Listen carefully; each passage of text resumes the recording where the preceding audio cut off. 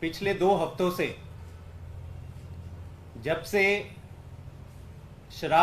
दिल्ली के कथित शराब घोटाले के रिलेटेड कुछ अहम तथ्य बाहर आए हैं और खास करके जो 3 मुख्य आरोपी हैं जिनके बयान के आधार पर अरविंद केजरीवाल जी को गिरफ्तार किया गया गैर कानूनी तरीके से रात के अंधेरे में, उनसे रिलेटेड जब तथ्य बाहर आए हैं, शरत रेड्डी, मगुंटा रेड्डी और राघव रेड्डी रिलेटेड, तब से पूरा देश ईडी से सवाल पूछ रहा है, बहुत अहम सवाल पूछ रहा है। ये तथ्य क्या थे कि शरत रेड्डी नाम के दिल्ली के कथित शराब घोटाले के जिसे किंगपिन कहा जाता था, ईडी ने खुद कहा था, और उसका जो पूरा मनी ट्रेल है 55 करोड़ रुपए, एक शराब कारोबारी जिसे किंगपिन कहा जाता था, उसने गिरफ्तारी के बाद 55 करोड़ रुपए भाजपा को जब दिए तो क्यों दिए, क्या रिश्ता था, क्या साठगांठ थी। दूसरी तरफ पिता पुत्र मगुंटा श्रीनिवासुलू रेड्डी और राघव मगुंटा रेड्डी, उनके बेटे राघव रेड्डी को जेल में डाला गया, 5 महीने जेल में रहे हैं, बयान पलट जाते हैं और उनके बयानों के आधार पर अरविंद केजरीवाल जी को एक तरफ आप गिरफ्तार कर देते हो, दूसरी तरफ उनके पिताजी मगुंटा रेड्डी को एनडीए अलायंस का टिकट मिल जाता है। तो तमाम सवाल खड़े हो रहे हैं। आज देश का हर मीडिया, देश की हर जनता, देश का हर व्यक्ति ईडी से सवाल कर रही है कि ऐसे फर्जी गवाहों के आधार पर अगर आपने अरविंद केजरीवाल जी को को जेल में डाला है तो इनका रिश्ता जो बीजेपी से है उसकी इन्वेस्टिगेशन कब होगी। यह आज देश की तमाम जनता, यही उनके मन में सवाल है। लेकिन ईडी का हाल कुछ ऐसा हो गया है जैसे गांधी जी के 3 बंदर। आप सबको एक कहावत याद होगी, गांधी जी के 3 बंदर, बुरा मत सुनो, बुरा मत कहो और बुरा मत सोचो। लेकिन बीजेपी का अब यह हाल, बीजेपी ने ईडी का यह हाल कर दिया है कि ईडी को एक 3 बंदर की जैसे उन्होंने बना दिया है। ईडी का अब जितने भी तथ्य, जितने भी सबूत बीजेपी के खिलाफ अगर ईडी को देते हो तो ईडी यही कहता है कि नहीं जी, हम बीजेपी के बारे में तो बुरा नहीं सुनेंगे, बीजेपी के बारे में तो बुरा नहीं देखेंगे और बीजेपी के खिलाफ हम कुछ नहीं कहेंगे।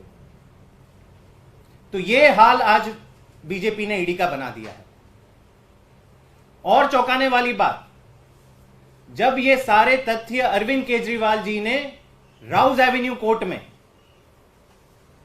जज साहब के सामने रखे कि शरत रेड्डी का मनी ट्रेल 55 करोड़ रुपए भाजपा के अकाउंट में है, तो हैरानी वाली बात यह है कि एडिशनल सॉलिसिटर जनरल राजू साहब जो ईडी को रिप्रेजेंट करते हैं, वो 1 सेकंड में विदाउट अ ब्लिंक उनका क्या रिस्पॉन्स होता है, the money that they say came to the BJP has nothing to do with the liquor scam, there is no quid pro को।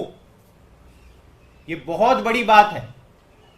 ईडी का वकील राजू साहब, इतने बड़े एडिशनल सॉलिसिटर जनरल, जब डिफेंस में अरविंद केजरीवाल जी साफ तथ्य कोर्ट के सामने रखते हैं तो वो सोचते भी नहीं है, पलट जवाब देते हैं। कहते हैं कि बीजेपी को 55 करोड़ रुपए अगर शराब घोटाले के मिले तो इसमें क्या गलत है, इसमें कहां से क्विड प्रो को साबित हो गया। यानी ईडी ने 1 सेकंड के अंदर जांच भी कर ली बीजेपी और शरद चंद्र रेड्डी की और फैसला भी सुना दिया। यह हाल है ईडी का। तो आज मजबूरन आम आदमी पार्टी को कुछ अहम सवाल ईडी को पूछने पड़ रहे हैं।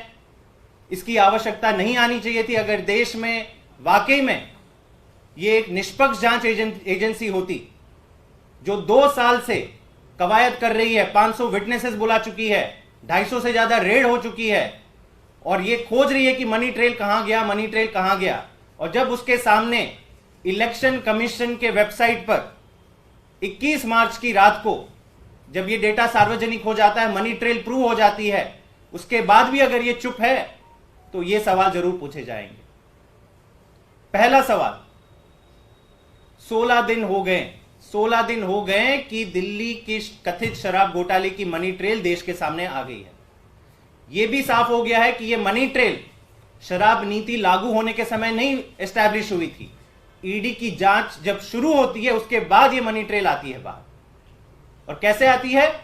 शरद चंद्र रेड्डी नामक कथित शराब घोटाले का किंगपिन वो खुद 55 करोड़ रुपए भाजपा के अकाउंट में देता है। तो यह सूचना, यह तथ्य जब 16 दिन से सार्वजनिक है तो ईडी ने इस पर क्या जांच करी है? आप मनी ट्रेल की खोज कर रहे हो, मनी ट्रेल आपके सामने है, देश के सामने है। मुख्यमंत्री अरविंद केजरीवाल जी ने तो राउज एवेन्यू कोर्ट में भी ये साफ साफ कह दिया। तो ईडी ने इन तथ्यों के ऊपर अब तक क्या जांच बिठाई है? कितनी रेड हुई है? कितने समन्स भेजे हैं? और इसी से रिलेटेड सवाल है कि अगर आपने जांच नहीं करी है इस मनी ट्रेल की, तो आपके वकील एएसजी राजू साहब ने राउज एवेन्यू कोर्ट में इसके जवाब में क्यों कह दिया, बिना सोचे कह दिया, the money they say came to the BJP has nothing to do with the liquor scam. मतलब आपने जांच कर दी, किसी को पता ही नहीं चला। तो इसका जवाब ईडी जरूर दे। दूसरी बात, आप बार बार कोर्ट में ईडी कह रही है कि नहीं जी हम तो आम आदमी पार्टी को भी अक्यूज बनाने की सोच रहे हैं। क्यों सोच रहे हैं? क्योंकि अभी भी 2 साल की इन्वेस्टिगेशन के बाद भी अभी एक आशंका है कि मनी ट्रेल आम आदमी पार्टी के पास गया होगा। कोई तथ्य नहीं है इसमें, कोई सबूत नहीं है, एक चवन्नी तक की रिकवरी नहीं होती है। लेकिन जहां 55 करोड़ रुपए भाजपा के खाते में पहुंच जाते हैं तो वहां पर यह सवाल वाजिब उठता है कि अब तक आपने बीजेपी को अक्यूज क्यों नहीं बनाया? क्यों? इसलिए नहीं बनाया क्योंकि भारतीय जनता पार्टी देश की सबसे बड़ी पार्टी है, केंद्र में उनकी सरकार है। क्या इसलिए नहीं बनाया क्योंकि ईडी को जो भी डायरेक्शंस आते हैं वो भाजपा के मुख्यालय से आते हैं? तो इसका जवाब ईडी को देना होगा कि आपने, जब से यह तथ्य बाहर आया है 16 दिन से कि भाजपा के अकाउंट में 55 करोड़ रुपए कथित शराब घोटाले किंगपिन के अकाउंट में गए हैं, भाजपा के अकाउंट में, तो आपने अब तक भाजपा को अक्यूज क्यों नहीं बनाया? तीसरा सवाल,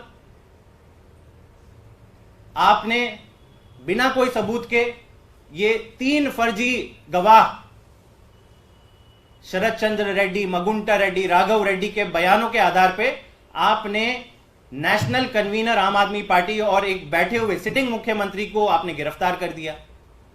लेकिन जिस पार्टी के खाते में 55 करोड़ रुपए की मनी ट्रेल पाई जाती है, उस पार्टी के प्रेसिडेंट के साथ आपने क्या पूछताछ करी? जेपी नड्डा साहब से आपने क्या पूछताछ करी? क्या उनके घर पे रेड पड़ी? क्या उनके दफ्तर पे रेड पड़ी? क्या उनको गिरफ्तार क्यों नहीं किया आपने अब तक? इसका जवाब दे कि अगर इस देश में एक समान कानून है तो यह कानून केवल आम आदमी पार्टी पे क्यों लागू होता है? और वो भी तब लागू होता है जब कोई तथ्य नहीं है। यहां पे आपके पास तथ्य है, फिर भी आप 16 दिन से ना जेपी नड्डा साहब को आप अक्यूज बना रहे हो, ना उनके यहां समन्स भेज रहे हो, ना रेड पड़ती, ना कोई गिरफ्तारी हो रही है। अब आ जाते हैं जो इनके और 2 फर्जी गवाह हैं, मगुंटा श्रीनिवासलू रेड्डी और राघव रेड्डी, पिता पुत्र। यह भी अजीब और गरीब सिचुएशन है। आप जिसको अक्यूज बनाते हो इस शराब घोटाले के केस में, उसको, उसके बेटे को जेल में रखते हो, मगुंटा श्रीनिवासलू रेड्डी के, और 5 महीने तक वो कोई बयान नहीं देता अरविंद केजरीवाल जी के खिलाफ। और जब 5 महीने जेल में रहने के बाद जब हिम्मत टूट जाती है तो एक बयान आ जाता है और बेटे को बेल मिल जाती है और बाप बेटे से और कोई सवाल जवाब नहीं किया जाता। और यह निकल के आता है कि 29 मार्च को, कुछ ही एक हफ्ते पहले 29 मार्च को अब मगुंटा श्रीनिवासलू रेड्डी को भाजपा की एनडीए अलायंस टिकट दे देती है। उनके जो सहायक दल है टीडीपी, उनकी तरफ से आंध्र प्रदेश की लोकसभा टिकट मिल जाती है उन्हें। तो ये सवाल पूछा जाएगा कि शरद रेड्डी ने तो चलो खुलेआम पैसे दे दिए, और अगर आप किसी और अक्यूज को, आपने उसे बेल भी दे दी, उसे इतना बड़ा इनाम दे दिया, आपने तो उसे मतलब मोदी जी का प्रतीक है वो। मोदी जी के साथ इसकी तस्वीर कल पूरा देश देख रहा था, कैसे हाथ मिला रहे थे, जैसे गहरी दोस्ती है, गहरा रिश्ता है। तो क्या इनाम जो आपने मगुंटा रेड्डी को दिया उसके पीछे क्या कोई लेन देन है? एक तरफ आप आम आदमी पार्टी के गोवा की लीडरशिप पे सवाल उठाते हो, कोई तथ्य नहीं है, लेकिन सारे लीडर्स को समन कर रहे हो, उनसे पूछताछ जारी है। और यहां पे जो मेन अक्यूज्ड हैं शराब घोटाले के, राघव रेड्डी, और उनके पिता को आप इनाम पे इनाम दिए जा रहे हो, लोकसभा टिकट दे देते हो एनडीए अलायंस की तरफ से।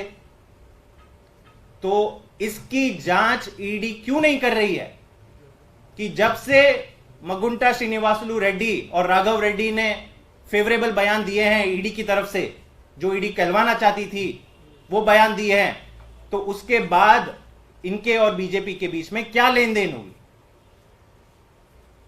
जुलाई 2023 में यह घटना घटती है, उन्हें बेल मिलता है, और मार्च 2024 में टिकट मिल जाता है। 9 महीने बीत जाते हैं। इस 9 महीने में बेल भी मिल जाती है, माफीनामा भी मिल जाता है इन दोनों को, और इनाम के रूप में कहते हैं ना, चेरी ऑन द केक, एक टिकट भी मिल जाता है। तो जरूर कुछ ना कुछ गड़बड़ है। देश समझ रहा है कि ये क्या हो रहा है, लेकिन ईडी क्यों चुप है? ईडी क्यों नहीं कुछ देख रही है, बोल रही है, कोई कार्यवाही क्यों नहीं कर रही है? इसका जवाब दीजिए। और 5वां सवाल, बड़ी हंसी की बात है कि 2 साल पहले गोवा का चुनाव लड़ा गया था, और आज भी ईडी वहां पे गोवा के चुनाव में जो भी तमाम हमारे वेंडर्स थे, लीडर्स थे, उनसे हिसाब किताब पूछ रही है कि भैया आपने 100 कुर्सियां लगाई तो 100 कुर्सी का खर्चा कैसे ही उठाया आपने 2 पोस्टर लगा दिए तो 2 पोस्टर का खर्चा आपने कहां से निकाला? ऐसे सवाल जवाब किए जा रहे हैं 2 साल पहले पुराने के चुनाव के। आज तो आपके जो एक मुख्य आरोपी हैं मगुंटा श्रीनिवासलू रेड्डी, वो तो आज का चुनाव खेल रहे हैं, लोकसभा चुनाव में खर्चा कर रहे हैं। आप देख रहे हैं उनकी सोशल मीडिया पे हर जगह जा रहे हैं, मोदी जी की तस्वीर लगा रहे हैं, कह रहे हैं कि मोदी जी को जिताओ, मुझे वोट दो। तो इनका खर्चा, इनके कुर्सी, टेबल, पोस्टर, कौन इसका खर्चा उठा रहा है? वो पैसा कहां से आ रहा है? क्या लेन देन हुई है बीजेपी और टीडीपी के बीच में? इसकी जांच क्यों नहीं होनी चाहिए? यह तो एस्टैब्लिश फैक्ट है कि भाजपा के कहने पर जिस मगुंटा श्रीनिवासलू रेड्डी ने बयान दिया केजरीवाल जी के खिलाफ, और केजरीवाल जी को उस बयान के आधार पर जेल में गिरफ्तार करके बंद किया गया, उसको भाजपा ने इनाम दे दिया, एक टिकट दे दिया। तो ये लेन देन तो इन्वेस्टिगेट होनी चाहिए। तो आज हमें मजबूरन देश के सामने और सार्वजनिक रूप में ईडी से ये 5 अहम सवाल पूछने पड़ रहे हैं, क्योंकि दुख है कि ये सारे तथ्य, शरत चंद्र रेड्डी ने कितने पैसे दिए, कब दिए, क्यों दिए, ये सारे तथ्य पब्लिक है। मगुंटा श्रीनिवासलू रेड्डी और राघव रेड्डी पिता पुत्र का क्या संबंध था बीजेपी के साथ, कैसे उन्हें टिकट मिला, ये भी सारा सार्वजनिक है। लेकिन ईडी पूरी तरह से चुप है, ऐसे बिहेव कर रही है कि ऐसी घटना घटी ही नहीं।